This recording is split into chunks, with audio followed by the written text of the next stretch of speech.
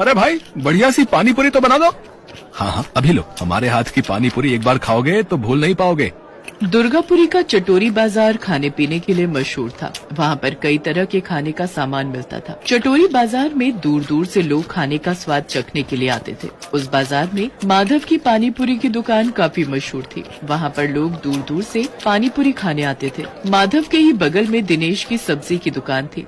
वे दोनों आपस में बहुत अच्छे दोस्त थे। उनके ठीक सामने रिंकू की फायर पान के नाम से दुकान थी। रिंकू स्वभाव से थोड़ा झगड़ालू था, जिस कारण माधव और दिनेश की उससे नहीं बनती थी। एक शाम दिनेश माधव से कहता है, अब चल भी भाई, कितने नोट कमाएगा? दुकान बंद करने का समय हो गया।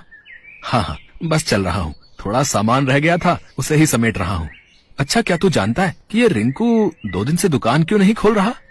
अरे मुझे क्या पड़ी है भाई उसके बारे में पता करने की। गया होगा कहीं नैनीताल ऋषिकेश घूमने। फेसबुक पर उसकी पोस्ट नहीं देखता क्या तू? है उस पर अपनी दुकान का अच्छा खासा प्रचार कर लेता है वो। साथ ही अपनी दुकान का यूट्यूब चैनल खोल रखा है उसने, वहाँ से भी खूब नोट छाप रहा है वो। उसकी दुकान तो पूरे देश में फेमस है भाई, पता तो है तुझे? हाँ भाई, ये बात तो सही है। उसकी दुकान कुछ अलग है, इसलिए इतनी मशहूर है। इसके बाद दोनों घर की ओर निकल पड़ते हैं। बातें करते करते दोनों घर पहुंच जाते हैं और फिर अगले दिन सुबह सुबह दिनेश घबराते हुए माधव को फोन करता है। हेलो हेलो माधव, हम बर्बाद हो गए यार। तूने देखा क्या हुआ हमारी दुकान का हाल? ठीक से बोल यार, क्या हुआ? तू इतना घबराया हुआ क्यों लग रहा है? अरे तू जल्दी से न्यूज खोल कर देख यार, हम बर्बाद हो गए मेरे भाई, हम बर्बाद हो गए। हाँ हाँ, मैं अभी टीवी ऑन करता हूँ। माधव जल्दी से न्यूज चैनल खोलता है। नमस्कार, मैं आरती। इस वक्त की ब्रेकिंग न्यूज। आप सीधा प्रसारण देख रहे हैं दुर्गापुरी के चटोरी बाजार का। चटोरी बाजार में हुआ बड़ा हादसा, लगी भीषण आग, एक साथ 80 दुकानें जलकर खाक। जानमाल को पहुंचा भारी नुकसान। फायर पान की दुकान में हुआ भयंकर हादसा। हादसे में दुकान मालिक की गई जान, साथ ही उसके आसपास की सभी दुकानें हुई जलकर खाक। ये सुनते ही माधव को गहरा सदमा लगता है और वो सिर पकड़कर पर बैठ जाता है। तभी दिनेश उसके घर आता है। उसकी आंखें भी रो रो कर नम हुई होती हैं। अरे दिनेश, ये क्या हो गया मेरे भाई? हम तो कहीं के नहीं रहे। न जाने रिंकू के बारे में हम कल क्या क्या बोल रहे थे। हमें क्या पता था भाई इतनी जल्दी हमें छोड़कर चला जाएगा। चल यार दिनेश, अपनी अपनी दुकान की हालत देख कर आते हैं। हाँ जल्दी चल, अब रोने से कुछ नहीं होने वाला। फिर दोनों अपनी दुकान देखने चले जाते हैं।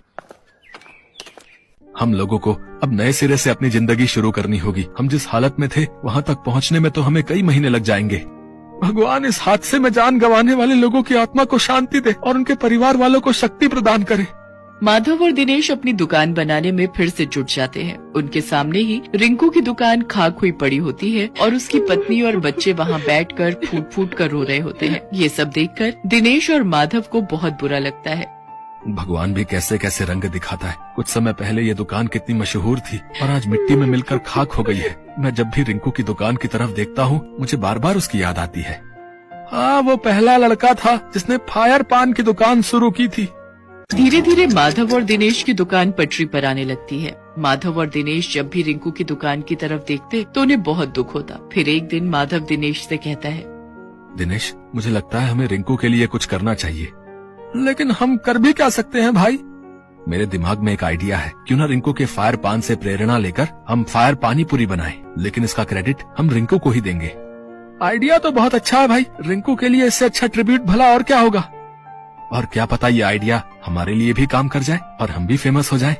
इसके बाद माधव और दिनेश मिलकर एक फायर पानी पूरी की दुकान शुरू करते हैं और अपनी दुकान पर रिंकू की एक बड़ी सी फोटो लगाते हैं जिस पर लिखा होता है ट्रिब्यूट टू रिंकू फायर पान वाला। वहीं एक बड़ा सा पोस्टर लगा होता है जिस पर रिंकू के फायर पान से लेकर फायर पानी पूरी वाले तक की पूरी कहानी लिखी होती है। धीरे धीरे उनकी पानी पूरी बहुत फेमस हो जाती है और दूर दूर से लोग उनकी फायर पानी पूरी खाने आते हैं।